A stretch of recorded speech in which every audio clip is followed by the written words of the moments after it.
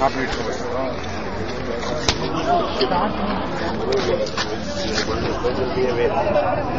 drugs and other immediate measures, whatever we taken, have already addressed. Anything they want about additional demands, which I can give, I have already given a assurance, and I am also ready to give a written assurance that whatever you ask, it is within my powers. Take action.